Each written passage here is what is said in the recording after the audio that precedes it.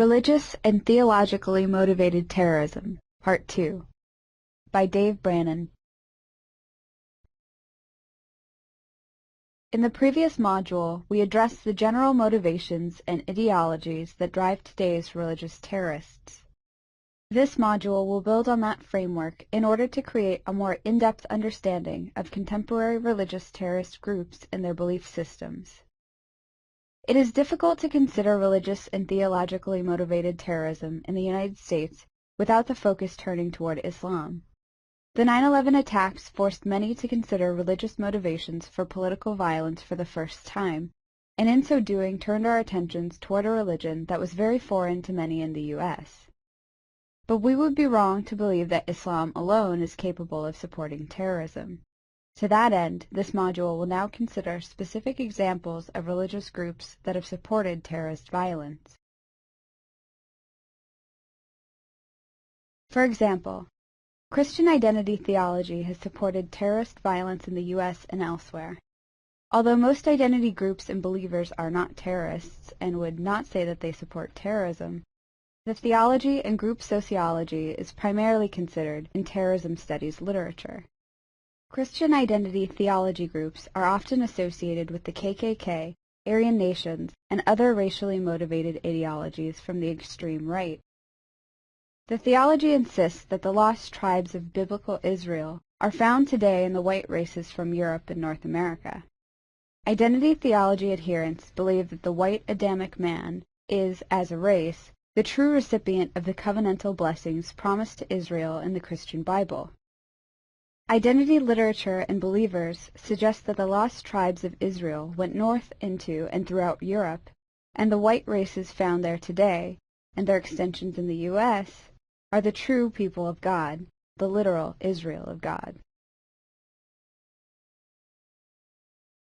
Identity theology can be understood as four distinct types: repentant seed-line, rebellious seed-line, repentant non-seed, and rebellious non-seed. Each of these is based on textual interpretation of certain passages of the Bible, coupled with local practice, and while some forms of theology do not support extrajudicial violence of any kind, others do. As an illustration of how theology and religion can be understood through social identity theory, identity theology provides an excellent canvas. All these theological imperatives are racially discerned and thus counter to enlightened Western values. As such, it can be dangerous for a researcher of these groups to provide distinction between the types of identity beliefs for fear of being labeled racist, or in some way supporting racism in making those distinctions. But the issue needs to be addressed by Homeland Security officials and researchers, if for no other reason than resource allocation. Some of these theological types are potentially dangerous, while others are not. To treat all without regard to violence is unhelpful for policy reasons, and potentially does violence to the ideals of free religious belief in the U.S. The violent manifestations within identity groups have been primarily associated with Aryan nations and some groups of the Ku Klux Klan. These spring from an idiosyncratic understanding of chapters 2 and 3 of Genesis, in conjunction with their understanding of the implications of Romans 13. Using hermeneutics not accepted by mainstream Christianity, the seed-line identity adherents interpret these passages as saying that only white men are human, while all other races are either subhuman animals, or, in the case of those who identify themselves as Jewish, are the offspring of the devil, the product of a sexual union between Eve and the devil. Though this belief is impossible for many modern Christians to find rational, the theology continues to find acceptance in both the U.S. and in other countries such as Canada, South Africa, and Australia. The rebellious seed-line identity adherents, in particular, have committed crimes and terror attacks in the name of God. These attacks have included bombings, assassinations, robberies, counterfeit schemes, and other criminal acts in support of their groups. Some of the more notable groups have included the Covenant, Sword, Arm of the Lord, a Missouri-based group which was involved in a nearly 2-week standoff with the FBI SWAT teams, and the Order, whose members sought to break away from the U.S. and create a whites-only homeland in the Northwest. For identity theology adherents of all kinds, the ultimate patron in the patron-client relationship is God. By considering God their patron, adherents of this religion see their idiosyncratic understanding of biblical text as absolute authority. The religious in-group is defined in absolute terms by those who understand the world through the lens of identity theology. People outside that absolute understanding of the world and world events are necessarily counter to their vision of God, the patron, and are thus the enemy. In the apocalyptically charged and cosmic view of the group, these distinctions make almost any action not only legitimate, but mandatory for the true believer. Americans do not normally associate Christianity with terrorism, but as we have previously discussed, using specific hermeneutics to interpret key texts can lead to theological justification for violent acts. Non-seed identity adherents may not be prone to terrorist violence and do not hold the same interpretation of the Genesis passages, yet they still believe that God has formed a special covenantal relationship with the white races. Analysts must therefore use caution when researching these issues. The difference between a theology that supports terrorism in the name of God and one that does not, but may conflict with mainstream values and therefore be suspect, can be determined by what would appear to be small or inconsequential issues to the untrained eye. The in-group may well express their beliefs in language that is offensive to the mainstream, but still not be potential terrorists. Distinguishing between the various socially constructed groups is difficult, but worthwhile if authorities are to avoid wasting resources or violating minority group rights. When analyzing various Christian identity theology in-groups, and indeed any religiously motivated terrorist groups, it is important to recognize that what may appear to be a unified movement can in fact be highly divergent at the local level. Christian identity groups are certainly not unified in either their understanding of theological interpretation or what interpretation means in relation to group actions, but each of these groups has something similar or transferable.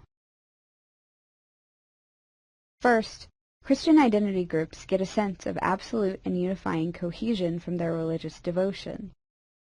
Their sense of group identity is derived from a shared understanding of something they believe is ordained by God, operating outside of politics and temporal issues. That common understanding gives these groups a sense of absolute assurance in their rightness, so that holding a different view immediately makes one an enemy. A second important provision of their theological understanding is a common pool of indoctrinated people for terrorist recruitment and resource provision. This can be easily seen in the virtual world of the Internet, where legal but racially prejudiced websites seek to indoctrinate people anonymously, thereby providing a pool from which resources can be accessed for terrorist activity. Thirdly, identity groups benefit from their idiosyncratic understanding of authoritative sacred texts, as it allows followers to take actions without fear of doing something contrary to their perceived religious morality. Their religious worldview allows them to violate what is considered socially taboo, often illegal actions, that social pressures would otherwise prevent them from doing. The three issues we identified in this analysis, group cohesion, a common pool for recruitment and resources, and theological justification for illegal actions, are each directly identified by the framework discussed earlier in the module. Let's now move on to an international case to see how our framework provides analysis and insight on a very different religious terror group. We've already established that religious terrorism reaches back from the modern age to at least 70 AD. When we started this study, we were reminded that most religions have provided ideological support for terrorism, and that some of the earliest religious terrorists were Jewish. The Jewish zealots under 1st century Roman rule were an early example, but more contemporary examples are considered here. Take, for instance, the Bloc of the Faithful, or Gush Emunim, an Israeli right-wing ultranationalist, religious, and political revitalization movement formed in March 1974 in the aftermath of the Yom Kippur War. Gush Emunim followers received prior religious blessing for their actions from those within the group who saw their attack as legitimate. One attack carried out by Gush Emunim members in the occupied West Bank town of Hebron resulted in the deaths of 3 Arabs, in addition to the wounding of 33 more Arab students. It is important to note that these attacks were not predicated upon nationalist reasons. The terrorists carrying out the attack sought only religious dispensation for their actions, not civil impunity or justification. New York-born Rabbi Meir Kahane, who was assassinated by a Muslim terrorist in 1999, preached a racial message of God-ordained hatred toward Arabs. The Gush Emunim attack in Hebron was carried out by members of Gush Emunim, who were also influenced by Kahane's theologically motivated message of hatred towards Muslims. His followers saw the modern state of Israel as a return to the Jewish theocratic rule of biblical Israel. Kahane justified attacks against the Arab population living in Palestine, saying, "Why is it that we do not comprehend that it's precisely our refusal to deal with the Arabs according to halakhic obligation that will bring down on our heads terrible sufferings?" The halakha Kahane mentions refers to Jewish law and jurisprudence. Thus, rather than being politically or nationalistically motivated, the rabbi displayed an intense religious devotion to his perceived truth, that Arabs were the enemy and should be handled according to his interpretation of ancient Jewish law. The actions that Gush Emunim members took in attacking Arab students is part of a challenge and response paradigm in which they made honor claims against their foe through challenges justified according to their theological understanding of the biblical text. Just as we saw in the Christian identity interpretation of text, Kahane used an idiosyncratic hermeneutic to come to this conclusion. Most rabbis, however, even ultranationalist ones, do not hold this same interpretation of their sacred text. Following World War II, the creation of Israel as a state was realized and assisted by allied nations, in part seeking to rectify the atrocities of the Holocaust. Located in the land of biblical Israel, the secular state of Israel provided, and continues to provide, powerful religious imagery in the struggle between both secular and religious Jews and their neighboring Arab states. Rabbi Meir Kahane emigrated from the United States to Israel in 1971. While nationalist feelings were important to Kahane and his followers, it is textual interpretation that guided their actions. They saw existing civil law as insufficient to protect or respond to real and perceived grievances from Arabs and Muslims. Their interpretation of religious text allowed them to characterize their actions as religious duty, not civil disobedience. For Kahane and the terrorists he inspired, devotion to religious text and belief systems outweighed existing political realities. Instead of waiting on political change, Gush terrorists sought to assist God by taking violent action against their enemies, God's enemies. Theological imperative was the primary issue for followers of this belief system, and in this case proved to be a motivation even more powerful than nationalism. For students using social identity theory as an explanatory framework for analysis, the cultural markers of honor, shame, limited good, challenge-response, and the patron-client relationship are key to understanding the actions from outside the group. The limited good of the group is wrapped up in the control of the promised land. Indeed, the group's honor is tied to protecting their patron, in this case God, by responding to what the group perceives as an honor challenge by Arabs living and working in that promised land. The in-group is clearly defined by theological understanding in the eyes of Kahane's Gush followers, and Arabs become more than just an outgroup by definition. They become the enemy of God. Violence taken by the group or individuals that see themselves as part of the Gush in-group can actually build in-group cohesion through the use of violence against perceived outgroups, like Muslims and Arabs, regardless of their actions. As we have discussed throughout our study, Religious terrorism comes in many forms and stems from many different religions. Since the 9/11 attacks, we as a Western society have thought often about radical Islam's support for terrorist attacks against the United States. However, Islamic terrorism is not a cohesive force mobilizing against the West, and the U.S. would be wise to not write it off as such. Rather, many divisions exist between different Islamic groups and belief systems. The obvious schism between the Sunni and Shia sects of Islam is the most basic starting point. Further cultural and local divisions within groups make it even more difficult for analysts to accurately disentangle the differences between Islamic motivations and groups. Al-Qa'ida, meaning the base, was led by Osama bin Laden until he was killed by U.S. Navy SEALs in May 2011.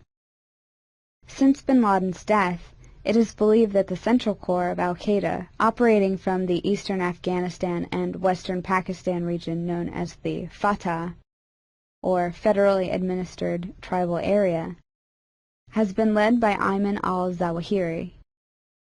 It is important to note that al-Zawahiri doesn't instill the same patron-client relationship with followers that bin Laden did. Zawahiri's failed Egyptian Islamic Jihad organization merged with al-Qa'ida in part because of al-Zawahiri's failure in the patron role. Al-Qa'ida is perhaps the most notorious international terrorist organization of all time. By concurrently assailing 4 aircraft to attack the Pentagon and both towers of the World Trade Center in New York, al-Qa'ida executed the most spectacular attack by a sub-national terrorist organization against a nation-state. Nearly 3,000 people were killed, and the event was quickly labeled a religiously motivated terrorist attack. This fact was reaffirmed by bin Laden shortly after the attacks and repeatedly in years since. Bin Laden frequently gave thanks to God for the success of the attacks, openly stating that it was made possible because al-Qa'ida had God on their side. Bin Laden and the other members of what we will refer to as al-Qa'ida Central, meaning that they are the root of the now branded movement, are Sunni Muslims. Their belief system has been informed by the theology of 18th century Wahhabist Muslims from the Arabian Peninsula. Wahhabism is a particularly fundamentalist, austere, and rigid form of Islam, practiced by some Saudi and other various Muslim believers. Some have called the particular brand of Islam followed by bin Laden, al-Qa'ida, and others as Takfir Salafism. Takfir followers are known for accusing others claiming to be Muslims as, in fact, apostate to true Islam. But while others outside the movement might make this distinction, al-Qa'ida members and others who claim the ideology insist that their belief system is simply true Islam. In general, Sunni Islam, with the Wahhabist and Salafist movements specifically, can be tied to a fundamentalist understanding of the Quranic text. In particular, al-Qa'ida's agenda can be reduced to 3 essential elements or goals: the establishment of an Islamic state governed by Sharia law as interpreted by their religious leaders alone, the liberation of Muslim lands from all aggressors as they define those aggressors, and the actualization of a social contract between leaders and followers based on strict adherence of Islamic laws and principles. In other words, the re-establishment of the Muslim Caliphate. This Caliphate rule is seen by al-Qa'ida as the proper physical manifestation of political rule on earth. Each of these elements relates specifically to al-Qa'ida's understanding of their religion and theological interpretation, as it relates to their desire for political and social change. Additionally, al-Qa'ida acquired an edict from a respective Saudi cleric, giving the group religious authorization to use any weapons, including nuclear, radiological, chemical, and biological weapons, against those they consider infidels. The cleric went on to specify that these attacks could legitimately kill up to 10 million people within his religious understanding of the edict. Led by Zarqawi, the al-Qa'ida in Iraq routinely killed Shia Muslims because of Shia efforts to stir up a civil war. Although there is a substantial link between al-Qa'ida Central's input from the federal administrated tribal area, Fatah, of Pakistan, in the major attacks since 9/11, It is also true that since the U.S. removed them from Afghanistan, defining al-Qaeda has become increasingly difficult. It is common for virtually any Salafist Islamic group to be labeled as al-Qaeda, al-Qaeda sympathizers, and the like, as the group has been dispersed from its central bases in Afghanistan. In a 2006 testimony to the U.S. Congress, Bruce Hoffman presented a four-tiered understanding of al-Qaeda that is quite helpful. According to this outline, al-Qaeda operates according to descending levels of sophistication: al-Qaeda Central, affiliates and associates, locals, and networks. Al-Qaeda Central is comprised of the remnants of pre-9/11 al-Qaeda. Although its core leadership includes some of the familiar, established commanders of the past, like al-Zawahiri, there are a number of new players who have advanced through the ranks as the result of the deaths and capture of key al-Qaeda senior-level managers. Important figures such as KSM, Abu Atef, Abu Zubaydah, Hanbali, Abu Faraj al-Libi, and Abu Hamza al-Masri, bin Laden, and most recently al-Awaki, have all been killed or captured, and these efforts have indeed damaged the effectiveness of al-Qaeda's central leadership. While there is a debate about the effectiveness of the remaining core centered in or scattered around Pakistan, even recent plots from 2009 can trace training and inspiration back to al-Qaeda Central. This category comes closest to the al-Qaeda operational template or model behind the 1998 East Africa embassy bombings and 9/11 attacks. Such high-value, spectacular attacks are entrusted only to al-Qaeda's professional cadre, the most dedicated, committed, and reliable element of the movement. Previous patterns suggest that these professional terrorists are deployed in predetermined and carefully selected teams. They are also provided with very specific targeting instructions. In some cases, such as the East Africa bombings, they may establish contact with and enlist the assistance of local sympathizers and supporters. This is for logistical and other support purposes, and sometimes to enlist these locals to actually execute the attacks. The operation, however, is planned and directed by the professional element, with the locals clearly subordinate, playing a strictly supporting, albeit critical, role. Al-Qaeda affiliates and associates includes formally established insurgent or terrorist groups who have benefited from al-Qaeda over the years. This encompasses any group that has benefited from bin Laden's largesse, his spiritual guidance, or has received training, arms, money, or other assistance from al-Qaeda. The recipients geographically span from Uzbekistan, Indonesia, Chechnya, the Philippines, Bosnia, and Kashmir. By supporting these groups, bin Laden's intentions were threefold. First, he sought to co-opt these movements' local agendas and channel their efforts toward the cause of global jihad. Second, he hoped to create a jihadi critical mass from these geographically scattered, disparate movements that could one day coalesce into a single unstoppable force. And third, he wanted to foster a dependent relationship. As repayment for prior al-Qaeda support, these movements would be obligated to either undertake attacks at al-Qaeda's behest or provide local, logistical, and other support to facilitate strikes by the al-Qaeda professional cadre mentioned previously. This category includes groups such as Al-Ittihad al-Islami, AI, Abu Musab Zarqawi's al-Qaeda in Mesopotamia, formerly Jamaat al-Tawhid wal-Jihad, Azbat al-Ansar, Ansar al-Islam, Islamic Army of Aden, Islamic Movement of Uzbekistan, IMU, Libyan Islamic Fighting Group, LIFG, Salafist Group for Call and Combat, GSPC, Jama'a Islamiyah, JI, Moro Islamic Liberation Front, MILF, and the various Kashmiri Islamic groups based in Pakistan. Al-Qaeda locals are amorphous groups of al-Qaeda adherents likely to have had some prior terrorist experience, participated in some previous jihadi campaign in either Algeria, the Balkans, Chechnya, or perhaps Iraq, and may have trained in some al-Qaeda facility before 9/11. They will therefore have had some direct connection with al-Qaeda, however tenuous.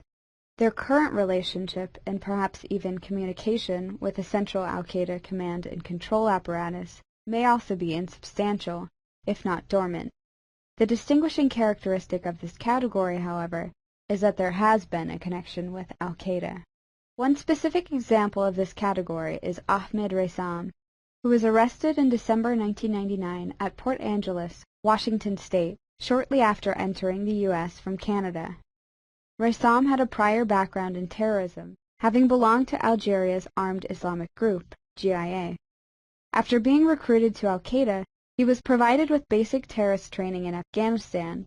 In contrast to the professional cadre detailed prior, however, Raisam was given very non-specific, virtually open-ended targeting instructions before being dispatched to North America. Also unlike the well-funded professional cadre, Raisam was given only $12,000 in seed money and instructed to raise the rest of his operational funds from petty thievery. He was also told to recruit members for his terrorist cell from among the expatriate Muslim communities in Canada and the U.S. The al-Qaeda network consists of homegrown Islamic radicals from North Africa, the Middle East, and South and Southeast Asia, as well as local converts to Islam living in Europe, Africa, and perhaps Latin America and North America. These individuals have no direct connection with al-Qaeda or any other identifiable terrorist group, but nonetheless are prepared to carry out attacks in support of al-Qaeda's radical agenda. Motivated by a shared sense of enmity and grievance toward the United States, the West in general, and their host nations in particular, their relationship with al-Qaeda is more inspirational than actual. They feel stirred by profound rage over the U.S. invasion and occupation of Iraq, as well as the oppression of Muslims in Palestine, Kashmir, Chechnya, and elsewhere. Critically, these persons are neither part of a known organized group, nor even a very cohesive entity unto themselves. Examples of this category include the group who carried out the March 2004 Madrid bombings, mostly Moroccan Islamic radicals based in Spain, and their counterparts in the Netherlands responsible for the November 2004 murder of Theo van Gogh, among others. This framework is very helpful when studying terrorism, as it makes it clear that every level of commitment to al-Qaeda becomes part of its alliance without necessarily being directed operationally by al-Qaeda Central. Al-Qaeda's terrorist attacks have often been derided by commentators as vicious acts of cowardly madmen. There is no doubt that they are vicious. However, the use of terrorism as a tactic by subnational groups should not be thought of in terms of bravery versus cowardice. Rather, it is an attempt to overcome the balance of power dominated by powerful states. It is organizationally intelligent, not insane or mad. As objective analysts of conflict and war, we must be careful when distinguishing between morally reprehensible actions on the part of our enemies and the actions of a mad person, lest we underestimate their effectiveness and resolve. Studying the motivations behind religious and theologically motivated terrorists allows us to examine the internal logic of their attacks, without justifying their actions or desires. The U.S. is the most powerful economic and military might on the planet. In fact, the current U.S. military has been described as the greatest military might that ever existed on Earth. To stand and fight such a force would be futile, and the strategy employed by al-Qaeda and other terrorist groups allows effectiveness in spite of overwhelming military might.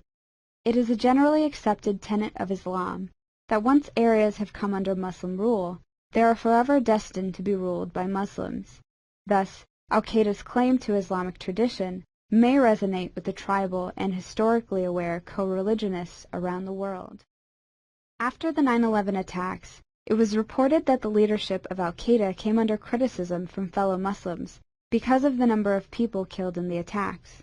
These complaints related to the Quranic requirement for Muslims to give adequate opportunity to their enemies to repent and believe in Islam.